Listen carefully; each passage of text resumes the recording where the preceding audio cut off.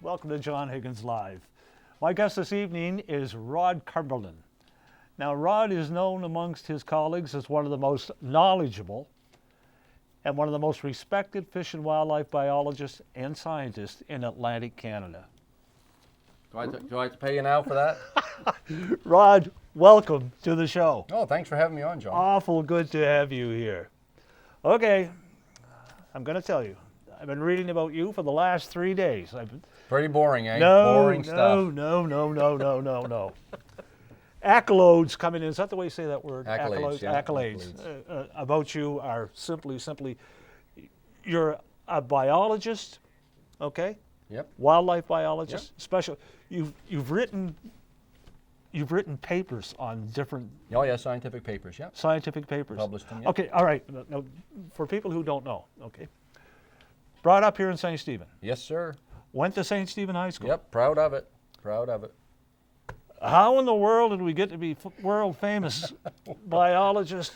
Well, I don't think I'm world famous, but in all honesty, you don't. I just did my job. I just kept doing my job, and I was very keen on research and learning, and very inquisitive to find out, get to the bottom of why things were the way they were. And you know, when I was working with Natural Resources, every time we'd find out a little bit of information. I remember back in the cougar days when everybody was, you know, do cougars exist in New Brunswick? And Whoa, good question. Do they? well, that's a good question.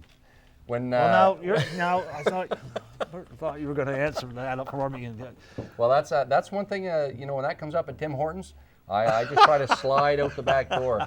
But we did, Jeff Dempsey and I, back in the day, we got a call at Natural Resources, and we loaded the truck and went up to, it was up in Juniper, just outside of Juniper, Yes, ways yep, in Deersdale. know where it is. Yep. And found the tracks, went out with the, there's a world famous guy, Levi Grant at the time, and he took us out through the woods, and we found the tracks, and we recorded everything there, all the measurements. You did find the tracks. We found the tracks. Followed them through the woods, measured the straddle, the stride, the length, the width of the track, the whole for about a mile. So we had all this data, and we found scat with it, and it was the first physical evidence of cougar in the province in I don't know how many years. So we published a paper on that, Jeff and I, and published a paper on that showing that, you know, this was a physical evidence that we found of cougar in the province. So whatever we did, whatever we found out, we'd like to publish it, get it out in the scientific literature, and let people know about it. Really? Yep. Amazing. So they do exist. Well, there was one here in 1992. I know that, and he left us a little present there that we got to analyze. So, research. You Yes. love okay, the Cumberland family. It's been involved in the woods Oh, Charlotte County woods workers for years and years. years. So you more or less come by this naturally, or The lumberjack and stuff. Yeah, Yeah. It's funny. On my dad's side, Yeah. my grandfather Wessey, and then his father before him, Millen. They all worked in the lumber camps in Charlotte County. Right. And on my mom's side, the Merrills. Yeah. Jack Merrill, he was one of the famous log drivers on the Nashwauk River. So I've got Really? it on both sides of the family, really. Yeah. So we come Yeah. by it quite honestly. So this was at an early age. Were you out hunting like when you were first able to hold a rifle? Oh, or well, gun?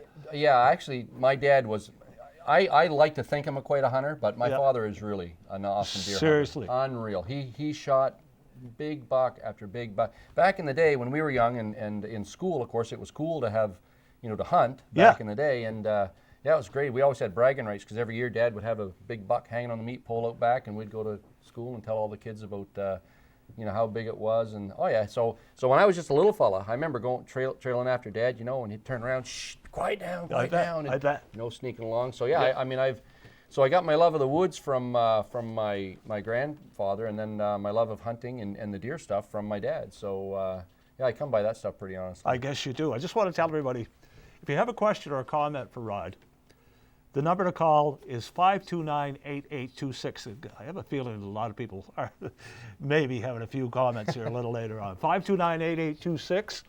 If you're not in the area, excuse me, 855-529-8826. Any comments for Rod, please give a call. Phones are all working. Give a call and he'll be happy to answer them for you. So, off to UNB? Yep. Once I graduated from St. Stephen High School in '83. Yep. Largest class that ever graduated from St. Stephen High School, class of '83. Right. And actually, I went to agriculture college first in Truro, Nova Scotia, because my mom wanted me to be a veterinarian. I thought that was a pretty good idea, make a lot of loot.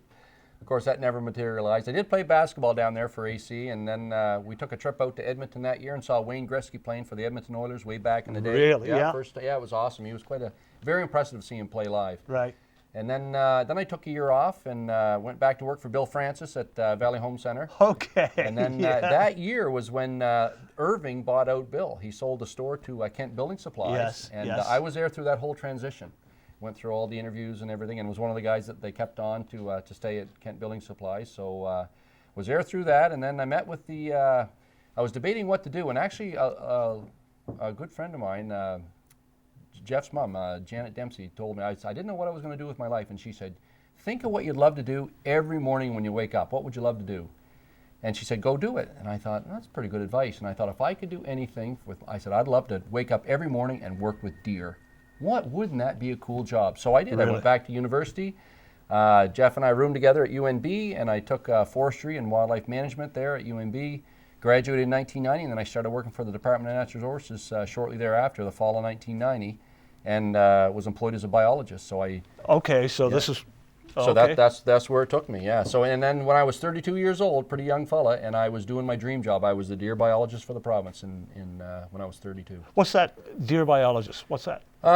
Basically, your responsibility is to manage the deer herd. So what's basically happened in the 80s, we had a lot of deer in the province. We actually harvested 30,000 deer across New Brunswick, which is, we only harvest a pittance of that right now. But basically, throughout the late 80s, early 90s, we had a huge influx of coyotes. That's when they were becoming pretty dominant in the province. Yeah. We had a series of tough winters, and the herd dropped a lot then.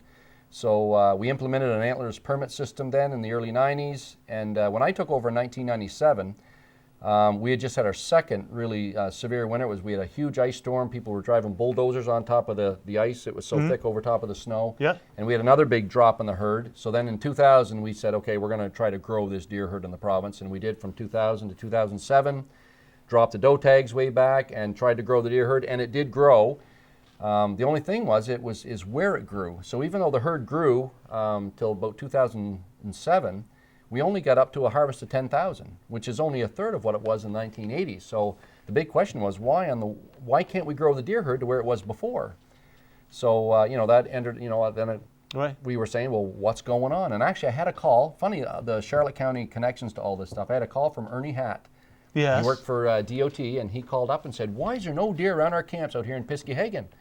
And I said, well, gee, that's a good question. I mean, we used to harvest 4,000 deer in Charlotte County, and we were down a long ways from that. So I said, I went in and talked to the habitat guys and said, what's going on with the deer herd in Charlotte County, guys? What do we have for habitat? And they said, they got out a bunch of maps and looked at them and said, there's 40 different clear cuts and stuff around this area. They said, there should be lots of food for deer. And again, I thought you look at the maps, you say, yeah, it should be good. But rather than take their word for it, being the guy I am, I said, well, let's take some time and go skidooing. So that winter, Todd Byers and I skidooed all through Charlotte County. We visited all 40 of those cuts. And of the 40 cuts, almost 70% of them were planted. They were plantations. So even though they were cut, and we assumed that there was lots of food grown there for deer, most of them had been herbicided, and all that was there was softwood trees. So when I looked at that, and then we looked at the other 30%, what was left that wasn't sprayed, half of that was wet ground and rocky ground and steep side hills, and then only 15% was really good for deer. Now in my mind, knowing that deer love to eat food, I said, well, that explains why there's very few deer around Ernie's camp, is there's not a lot of food there for deer. So it made lots of sense to me, but when I mentioned that to the people, the powers to be in the department, they didn't agree with me. They said, no, when you spray the herbicide, the hardwoods will bounce back. They'll grow right back again. And it didn't make sense to me because I said, we were flying every winter then, and when we'd fly over plantations, there was no hardwoods in the plantations. And actually, they won't get paid for their plantations unless the hardwoods are gone from there. Well, I think we have a caller. Go ahead. Just hold on. Caller, you're on the line? Yes, I am. Go ahead. I'd like to know what Rod thinks about the situation with the deer in St. Andrews and how he best thinks it should be handled. Okay, no problem. Thank you very much. I guess while I was still the deer biologist, I did visit Rossay, and I was also down and met with the town of St. Andrews. And the situation that we have in with the urban deer situation in Rothesay and Quispam and St. Andrews, that's not new. If you look up and down the eastern seaboard, there's a lot of municipalities that are dealing with the same problems. So we don't have to reinvent the wheel on this. What has to happen is the town needs to sit down and figure out, what do we want to do? What do we want to accomplish here with deer? Do we want them here? Do we not want them here? What level do we want them at? And then come up with a strategy to address that problem, to address your goals. So the tough thing on that is, in every urban situation, there's people that love deer, there's people that feed deer, there's people that hate deer. And again, you've got that whole gamut of love and hate for deer. So really what you need to do is, as a municipality, come to terms with, okay, what do we want to do as a community? And then once you have a goal, there's all kinds of ways to find those solutions. So back when I first met with Rothesay, I remember telling them, this is your situation, and there's lots of deer here. We've got issues with Lyme disease and roadkills and everything else. And I told them at that time, if you don't do something about your herd, because you have to reduce the number of deer, because deer, if there's not a lot of mortality, the herd will just keep growing and growing and growing, as long as there's enough food for them. So really, if you don't remove deer, and again, it's very debatable how you do that, whether you live trap and transfer, whether you shoot them, there's all kinds of ways to remove deer.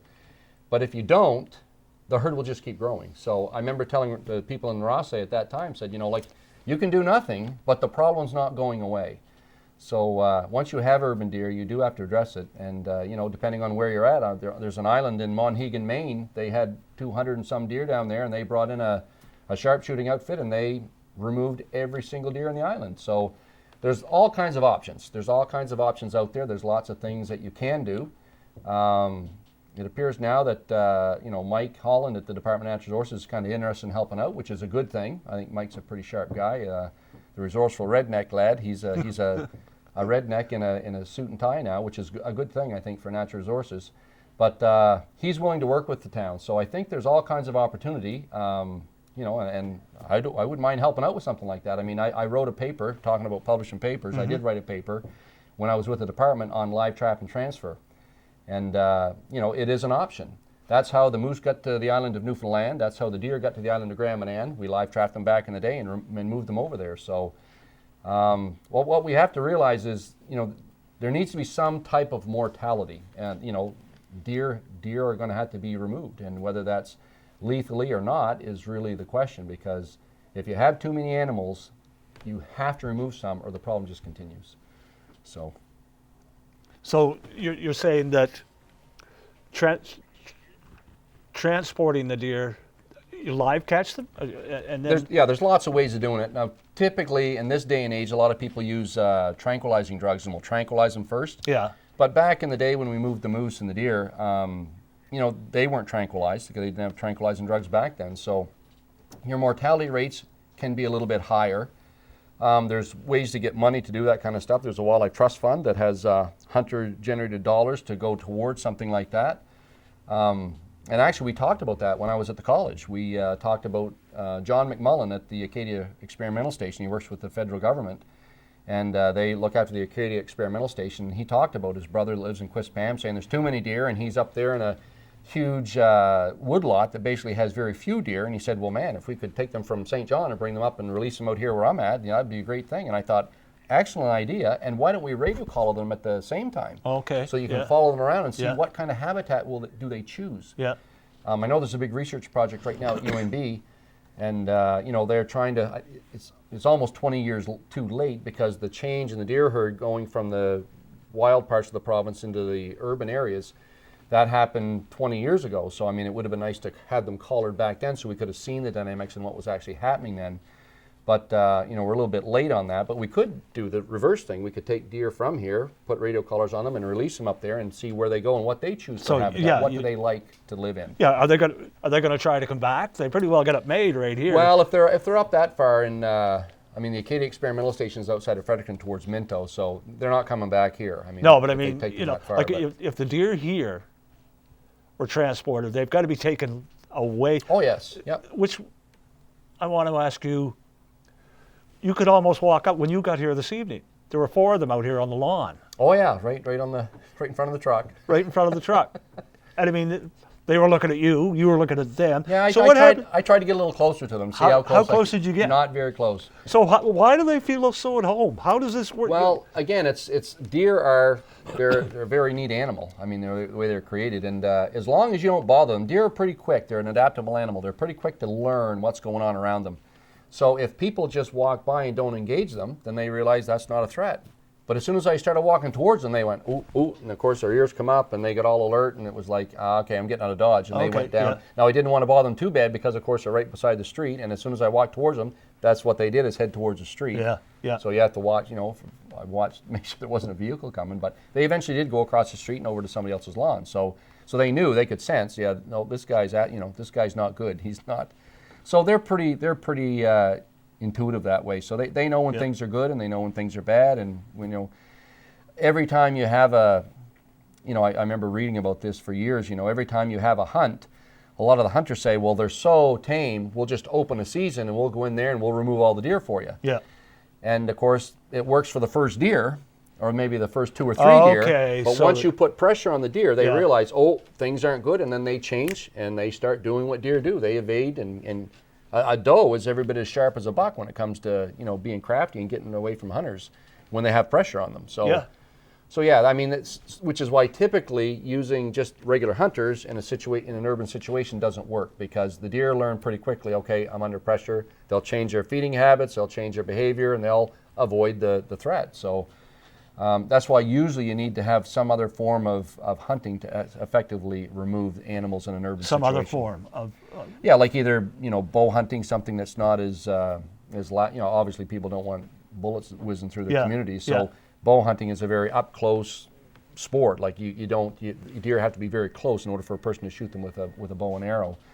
And then of course there's live trap and transfer. There's tranquilizing and transporting them. There's sharpshooter. There's all kinds of ways and techniques. There's fencing. There's all kinds of options out there that you can use to reduce deer numbers. But it really comes down to the people that have the issue, which is the town of St. Andrews, and trying to come up with, okay, collectively as a municipality, what do we want to do? What's our goals for our deer herd? And everybody needs to come to the table and let their opinions be known, and then come up with a plan.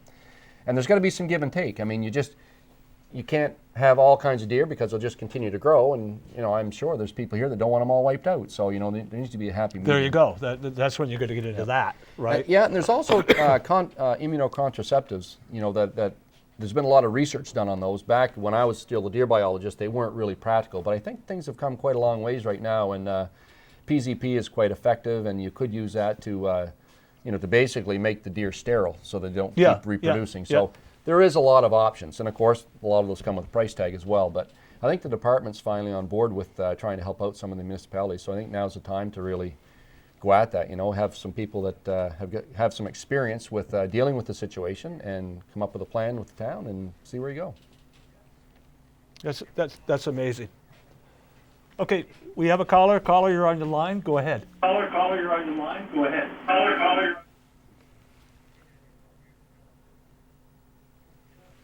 Okay, would you just turn your television down? We're getting a little bit of feedback. You're on the line. Try again. You're on the line. Try. And you still have the TV up a little too loud. You are too loud. There you go. Do you have a question? Yeah. Okay, go ahead. I am wondering why these deer are coming to communities. Why aren't they still in the forest? Why aren't they still in the forest? That's a good question. What's driving them here, right? What's happening? Yeah.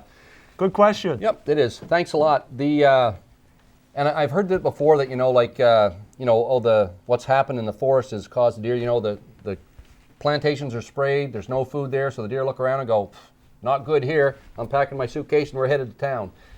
It didn't happen that way. What happened? It happened very gradually, and really what happens is it's like I relate it when I talk to my students about it. I used to say it's like growing money in the bank. You have deposits, you have withdrawals, and you have your bank account. So if there's more deposits than withdrawals in your bank account, then your bank account grows. If there's more withdrawals than deposits, your bank account declines. Well, that's what basically happened in urban and suburban and rural areas. I mean, there was more mortality on the deer in the forest, and there was less mortality in around the urban areas. So over time, there was deer in a lot of these different areas, and at one time, most of it was driven by the amount of food, because we used to do a lot of small cuts on crown land, and we didn't use herbicide spray. So anybody that used to hunt deer back in the 60s and 80s could tell you, where did you go to hunt deer? You went to what we called in Charlotte County choppings. And there are areas that were cut. They were fairly small, and there was a lot around the ground, and you had a lot of hardwood growing back. Well, that's what the deer were feeding on. Even before that, in the early 50s and 60s, back when we had a lot of budworm problems, I mean, those trees would fall down. They were laden with old man's beard, and the deer would seek those out. And that's why we thought that spruce fir forests were so important to deer, because of the cover, but it was actually the food. It was all this lichens and old man's beard on the trees that were drawing them into those areas. So deer are a ruminant animal. They need feed. They have to feed on, basically, you have to eat about 20 pounds of food a day. Whoa, I never knew that. Yeah, so they need, I mean, they're basically, they're like a cow. They eat, they chew their cud, and then they go back and eat again, and they have to eat every 4 hours because they have microbacteria in their stomach, and that breaks down the food. And so, yeah, they're basically a walking vegetarian. Like they have to eat a certain amount of food every so often. So food is what drives most of what they do. So we've seen them go from those areas and then into the choppings. They were in the cuts all the time. I know when I was a young fellow, where would we go? We went hunting with Dad and Leonard Way, because Leonard was worked in the woods, and he was making all these small cuts. And when he'd cut an area, all that food would come back, and we'd hunt the areas that he was cutting, because we knew there was a ton of deer there. So, and back in the day, actually in the 60s and the 70s, we went to the northern part of the province, because there was a lot of cutting up there, and there was a lot of deer in the north back in the day. So what's happened basically is, then coyotes came in, and we had some tough winters, and basically a lot of things happened. Number one, we were growing a lot of food, and of course back in the day, if deer come in around houses, we'd shoot them, because most people back then hunted.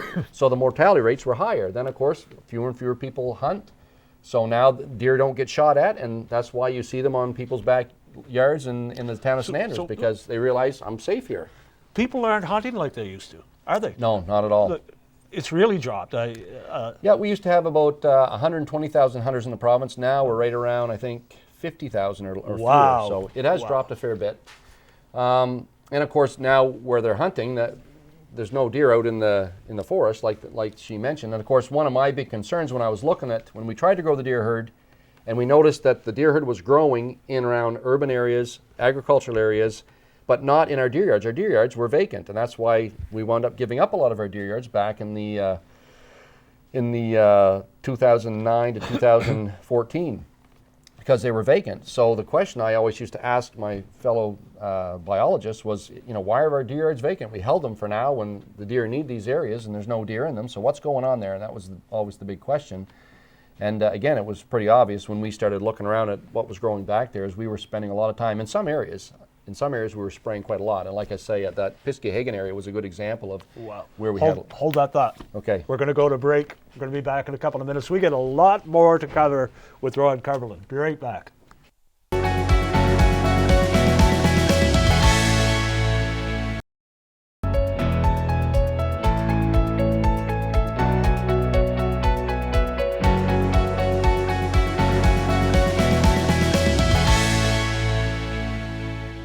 Okay, we're back. Biologist, all around sportsman, hunter. He knows, he's got it all. As I said, I just got through reading all the, how do you say that word, antelopes. Good stuff about you. Yeah. Well, yeah, okay. I'm going to be poor paying all these people for saying that good stuff about me. Clear cutting. Yes. Yeah, let me know. I think someone called and asked the question, does clear cutting contribute to this? And clear cutting is actually beneficial for deer. And I know people are going to go, holy cow. Well, it is. Generally speaking, when you clear cut an area, you get rid of all the trees that are on it, and then the first things that come up is the small hardwoods. They're called early successional species. They're shade intolerant, which means they have to grow in the sunlight. So as soon as you cut an area, it's all the poplars and birches and willows and maples. They're the ones that come back first, and that provides a ton of deer food. And usually they grow out of the stumps that are left. So you cut a big tree off, the mature tree, and all that mineral and stuff is in the nutrients is in the ground, is in the root system. So that next spring, the stumps will sprout profusely and grows a lot of food. And of course, as the deer eat them down, they grow from the lateral buds, and they produce, actually, if they eat one bud, the next year there'll be 2 shoots there. So they eat that, and then the next year there'll be 4 shoots. So that's what we witnessed all throughout the 80s. Now the problem with clear cutting is, again, everything in moderation, and we probably had the right amount of mature forest, young growth, and everything else from the 60s to the 80s in the province. And then what happened, of course, we also had men cutting with chainsaws on the ground with skidders. So that's how our clear cuts were made. So they weren't that large. We only worked, of course, from sun up till sundown. And then, of course, we started mechanizing the forest industry, to make more money. So, and then we started changing some rules that governed how we harvested. So we used to have what's called an adjacency rule. So if you cut an area and it was gone, you had to wait until that area had grown back to a certain age before you could cut the ground beside it. So that was called the adjacency rule. That's gone now. We've also taken the men with the chainsaws off the ground. We now have machines. They have big lights on them. They run 24/7. And we've increased the size of clear cuts. So all this has created a whole lot more harvesting in a very short time window.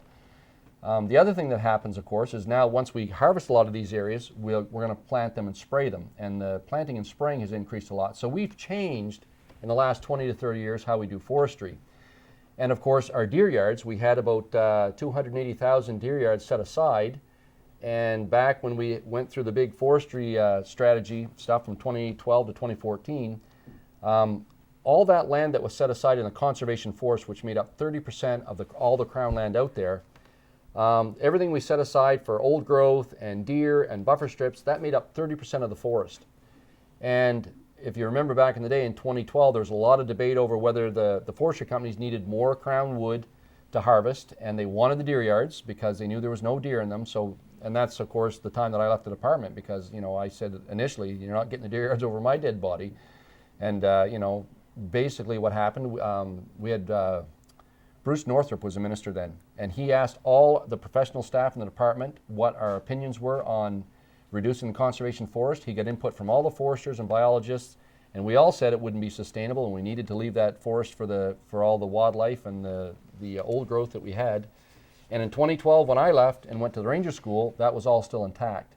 Then in 2014, the new forestry strategy came out. They dropped it from 28% down to 23%. So the companies did get all that wood, crown land wood, and all that wood has been cut since 2014. It's gone.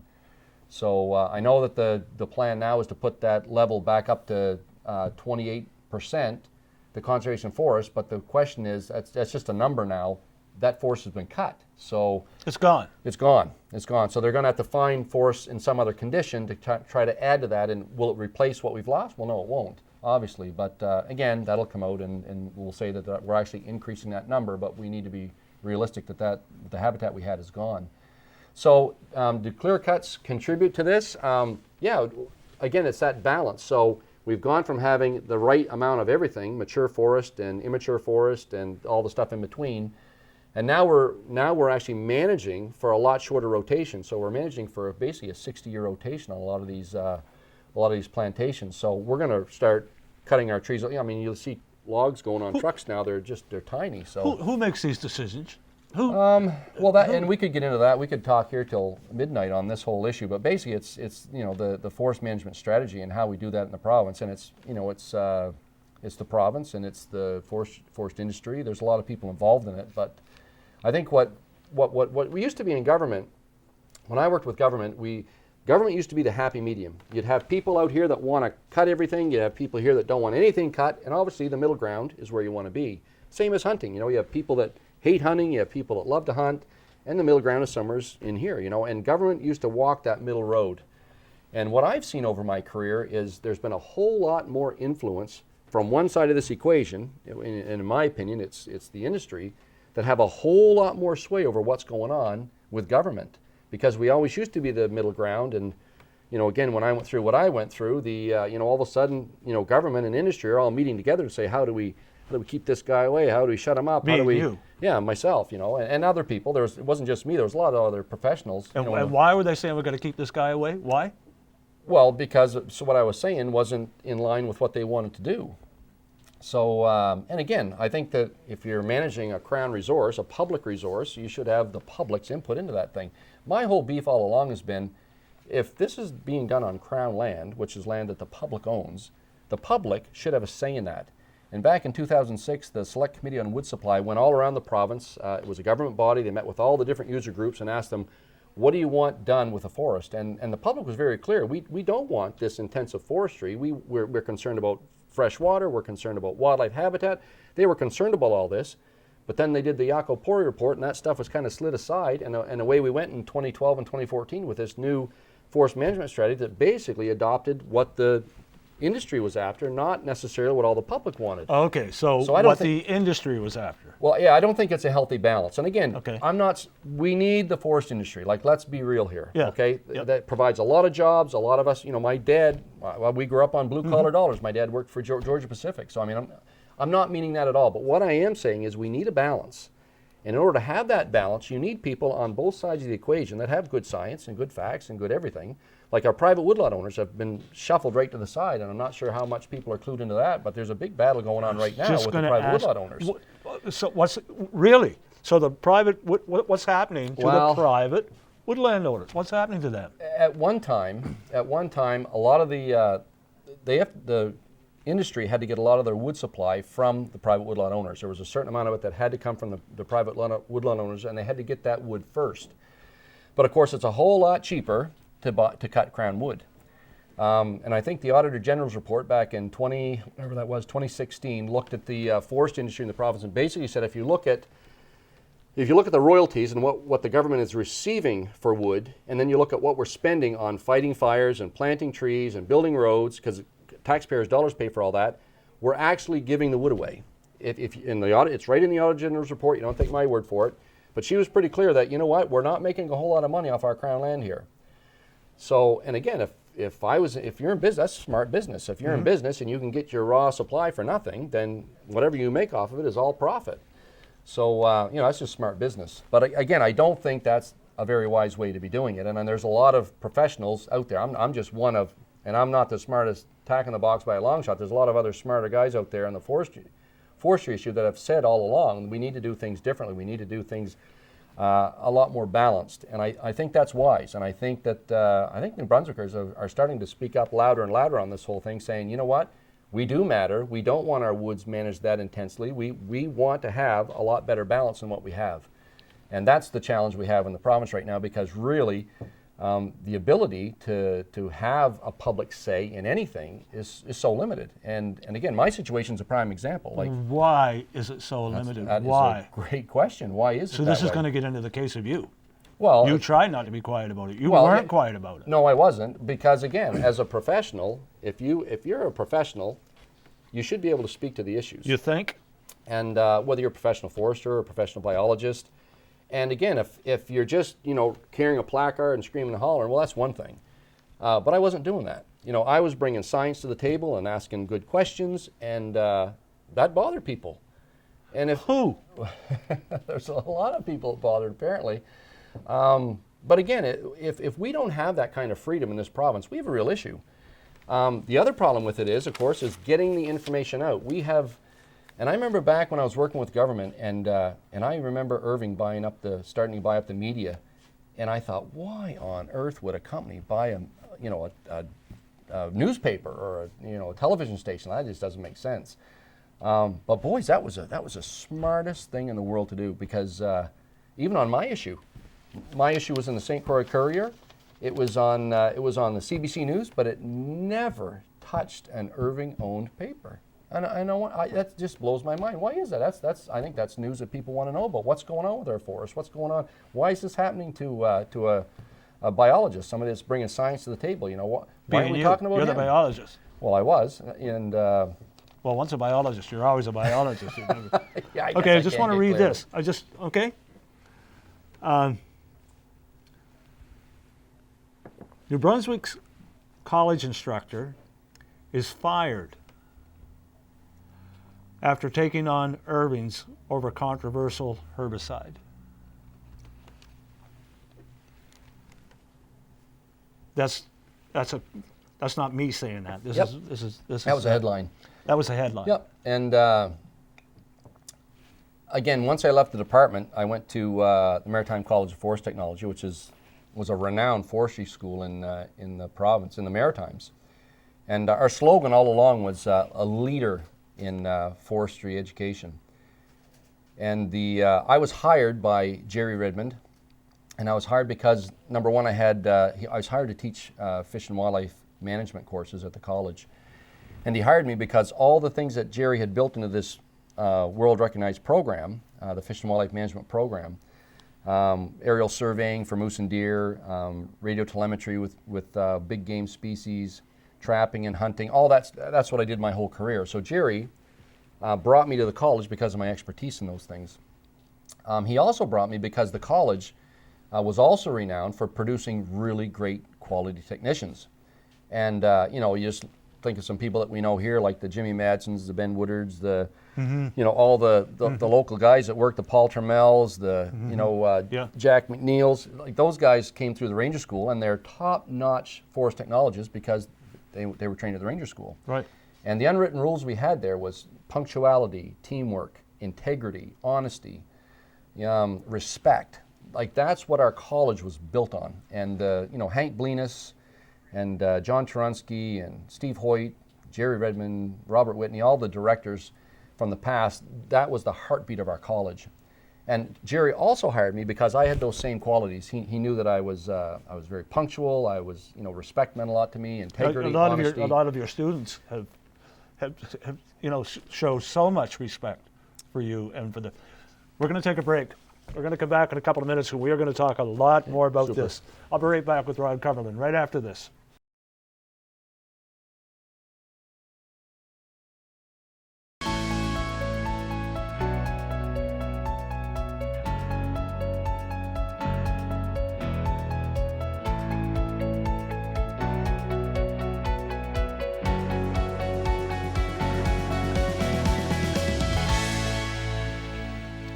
Okay, here we go. Another headline. A look at the firing of Rod Cumberland from the Maritime College of Forest Technology. He just started to explain to us just what they were teaching, respect from the. I've read all kinds of comments from your former students. Said that your impact on their lives has been their impact on their lives and how they conduct, how they work, and that's thanks to you. And now all of a sudden, boom. Yeah, and I don't know whether it's just me. I mean, obviously, again, I embodied a lot of what the college stood for.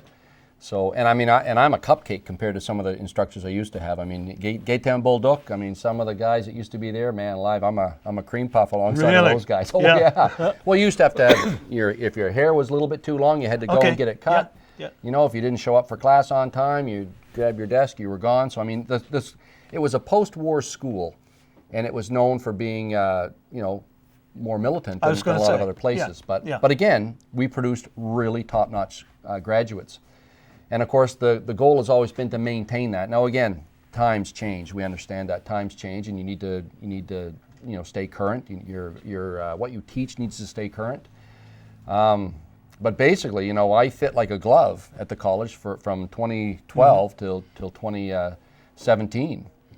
And then my boss, Jerry Redmond, retired, and we brought in a new director was hired. And the surprising thing was he had no forestry background, no forestry experience at all, which we all thought was kind of strange that, he didn't have a whole lot of understanding of the forest industry. But again, whatever, you expect them to choose somebody that's appropriate for that, although there was a lot of things that went on. And again, some stuff, because I believe I was wrongfully dismissed, I mean, obviously there's going to be more to this story. I certainly hope very, so. very shortly. Good. And so I can't divulge stuff, although I'm an open book. I'm typically an open book. I have nothing to hide at all. I know what I've done, and if you fire somebody, all I would say is, when you fire somebody, you need to have good grounds. And typically, if you fire somebody, if they're doing something you don't like, you need to tell them, hey, you're doing this, and we don't like it. And then if they Let's hear from this caller. Okay, go yes, ahead. caller, go ahead. You have a question for Rod Cumberland? Yes, John, I'd like to ask Rod if he would be interested in another new career, or at least an offshoot of what he's already doing. We are going to have a by-election here in Charlotte County, and I think he would make an excellent MLA. And I'm sure there would be a lot of support for him if he were willing to go ahead and let his name stand. I don't know how he feels about that. I hope Well, let's he would ask think him. about it. Let's ask him. That's a really good question. And it's not the first time somebody has approached me. Actually, the last election, the Green Party approached me to run for them. So, you know, I'm not, the biggest thing people would have to know is this guy is not a politician. I mean, I've avoided that stuff like the plague. I don't operate that way, and I don't know. I mean, I don't think I could give you a straight answer right yet, but you know what? Charlotte County is near and dear to my heart. I love the people here. I know that the people here are quite fed up with some of the stuff that goes on. I think a lot of people in the province want change, and you know, I have that same heartbeat, and of course, what I've done in my life has reflected that. And you know, if a person could help down here in any way, I'd be keen on something like that. But so as far as the college went, I'm almost lost where we were. Okay, we are at. You were at the college. You were.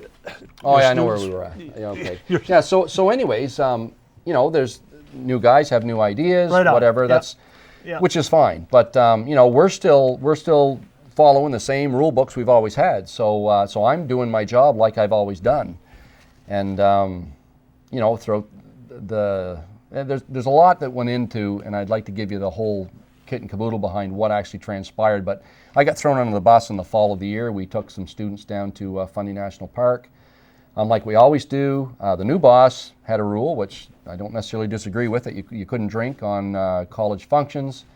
There was some drinking. You know, I'm the guy in charge. I'm the guy responsible. I'm the guy that will be sued if something goes wrong. So obviously I said, you know, no more drinking. And anyways, that the decision that was made when we got back to the college, rightly or wrongly, and in my opinion, and in the law's opinion, and in the insurance's opinion, was wrong, was to say that students could drink on their own time, even though we were down at a school trip. Well, that just wasn't true. It wasn't right. You know, I called lawyers, I called other colleges. And again, when I go into something, I go into it and I want to understand what it is. I want to find out what the science is. I want to find out what the law says.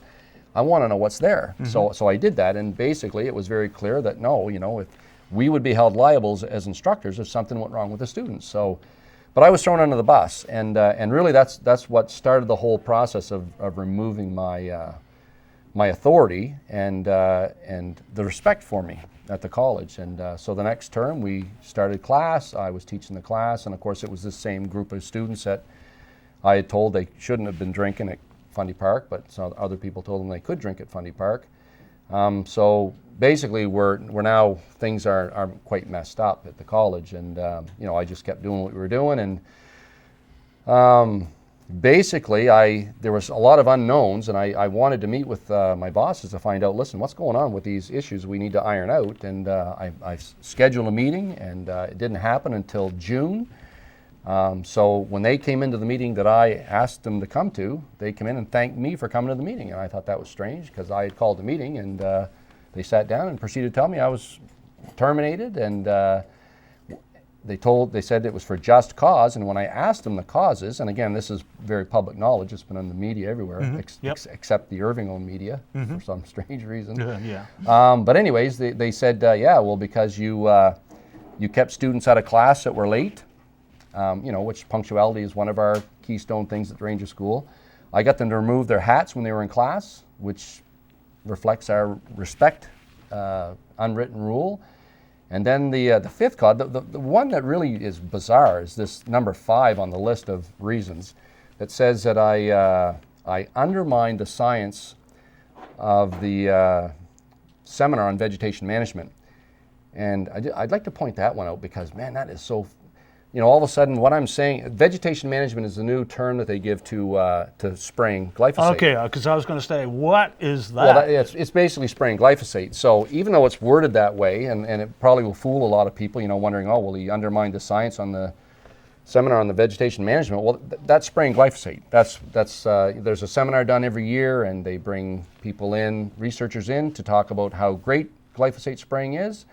And at those seminars, I ask questions. I ask science-based questions. I bring science to the table. And as a wildlife biologist, as a scientist, you should be able to do that in a free country, you would think. So the surprising thing was, the boss keeps saying that it isn't about glyphosate. And how do you say that? Glyphosate. Glyphosate. Yeah. Yeah. Is that the same stuff as Roundup? Glyphosate is the active ingredient. So Roundup is advertised in the States as, Yep. if you're suffering from cancer, if you have cancer. Oh yeah, there's class action lawsuits going on everywhere right now. Okay, over this. The people winning millions of dollars in the USA because it's a probable the IARC has shown that it's a probable carcinogen. That's the International Association for the Research on Cancer, and they're all very renowned scientists that have looked at the research and say, you know what, this is a probable carcinogen. It's the basis of non-Hodgkin's lymphoma. And there's been a lot of research that shows that that's that this spraying is what right, and that's what these scientists have said. And again, so you look at that, you've got a group of well-respected scientists that say this, and then you have an agency like Health Canada saying no, everything's fine. So people need to stop and ask themselves, well, what's going on here? What is going on here? Why is a regulatory agency saying this, and researchers saying this? And then when you look at the Health Canada review, which I looked at. It came out in 2015, and that review, the Health Canada review, was 359 pages, and no one in the province has read it except me, to my knowledge. Even when I met with the Minister of the Environment, nobody there had read it. It uses industry-sponsored. I could go on for 2 hours about the problems with the science in that paper. But the surprising thing is, all the research that's used by the IARC, none of it is cited in the Health Canada paper. And you got to ask yourself, if this is a scientific review, why on earth is not all the research involved in the review? So there's a lot of questions there that I think people need to stop and look at and say, what's going on here? Because it's a big issue. People aren't winning millions of dollars in the USA in courts every day because everything's fine. Really? Okay? Yeah. It's not happening. So, and I've always told people, time's on our side. It's just a matter of time, and all this is going to blow wide open, and they're going to realize that the science says what the science says. You can muzzle me, you can fire me, you can do whatever. It doesn't matter. I don't matter at all in this whole scheme of things. What matters is the research. So let's look at the research and what the research says, and it speaks for itself. And again, it's very clear. And there's a ton of stuff online. Actually, CBC Quebec if you go to the YouTube channel, and there's a CBC documentary about the Monsanto papers, the Canadian Connection. Unreal documentary. British Columbia, they have a restriction on it, don't they? Yeah. And again, I'm kind of immaterial to this whole debate, but we use more. We are the second or third highest user of glyphosate in the forest industry in the country. Rod, why? And we're such a small Well, because why? Because how we manage the forest. We need to grow plantations.